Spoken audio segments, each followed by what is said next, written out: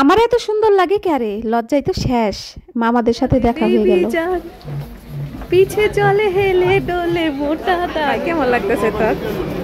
তার বিয়ের মার্কেট হইতেছে। এই লেহেঙ্গাটিতে তাকে দারুণ বানাইছে। বাসায় বোচা নাকের অভাব নাই। আমার খালু আসে ডলের নাক চোখা করতে। আসসালামু আলাইকুম, ওয়েলকাম টু সোইস মম ব্লগ। আমি সোইস মম নতুন একটি ব্লগ নিয়ে চলে আসলাম আপনাদের মাঝে। তো আজকে তো আমরা অনেক খুশি, কারণ আজকে আমার ভাইয়ের বিয়ের শপিং করতে চলে আসছি আমরা সবাই। তো আমরা এই দুই বোন দেরি করে ফেলছি, এর জন্য আমরা একটু পিছে পড়ে গেছি।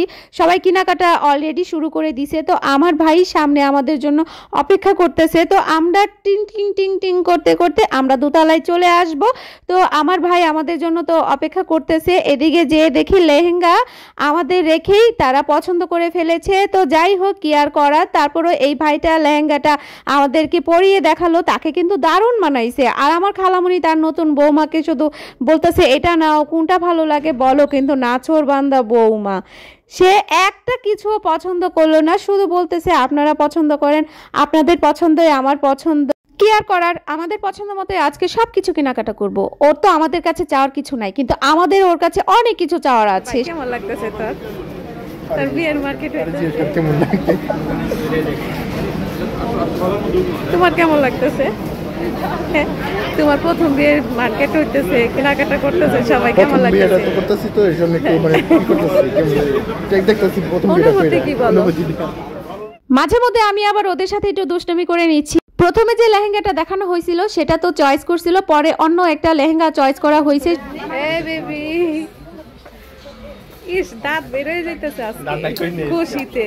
টিয়ার সাবধান, আগে চলে বেবি যান, পিছে চলে হেলে ডোলে মোটা দারুয়ার। বাবারে, হঠাৎ করে আমার মায়ের দুই চাচাতো ভাইয়ের সাথে দেখা হয়ে গেল। তো তারা যখন শুনলো যে আমরা বিয়ের শপিং করতে আসছি, তারা তো পুরাই অবাক। এই ছোট্ট ভাগনাটা চোখের পলকে বড় হয়ে গেল, তার আবার বিয়ে, অবাক তো হবেই। তো মেয়েকে নিয়ে মুরব্বীরা সবাই শপিং করতেছে, আর আমরা বোনেরা মিলে জুতার দোকানে চলে আসছি আমার ভাইকে নিয়ে, কারণ আমার ভাই কোনো কিছু একা শপিং করতে পারে না। এই পর্যন্ত যত শপিং করা হয়েছে সব আমরা বোনেরা মিলে শপিং করে দিছি, আমরাই চয়েস করে দিছি তাকে। তো এই যে জুতাটা, সেটা আমি পছন্দ করে দিয়েছি।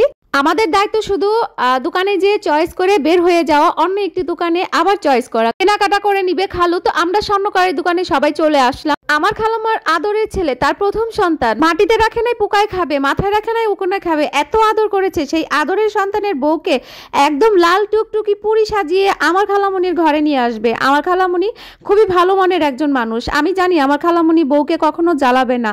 বউ যা বলবে আমার খালামণি তাই করবে, আমি একদম 100% গ্যারান্টি। কিন্তু আমার ভাই বউর কাছে একটাই চাওয়া, ও যেন আমার খালামণিকে কষ্ট না দেয়। আমার খালামণি খুবই নরম মনের একজন মানুষ, তাকে যদি কেউ কষ্ট দেয় সে কিন্তু কষ্টে কষ্টে ভেঙে পড়বে।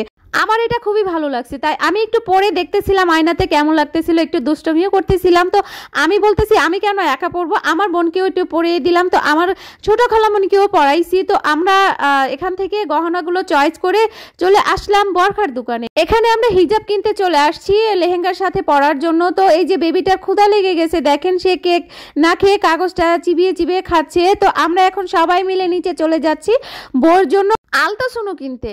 আলতাসোনোর কথা শুনে কেউ আবার অবাক হবেন না, আমাদের বউ হচ্ছে গিয়ে আলেমা, তাকে তো আলতা দিতে পারি না। আর এখানে আমরা অনেক ধরনের পারফিউম দেখতেছিলাম।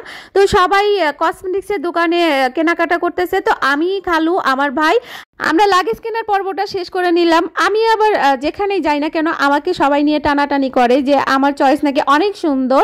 তো লাগেজটা আমার চয়েসে কেনা হয়েছে। তো এখানে এসে আমরা একটু কফি খেয়ে নিই। কফি খেলে কিন্তু শরীরটা চাঙ্গা হয়ে যায়। এখন আমাদের কেনাকাটার পালা শেষ, আমরা উপরে চলে যাচ্ছি।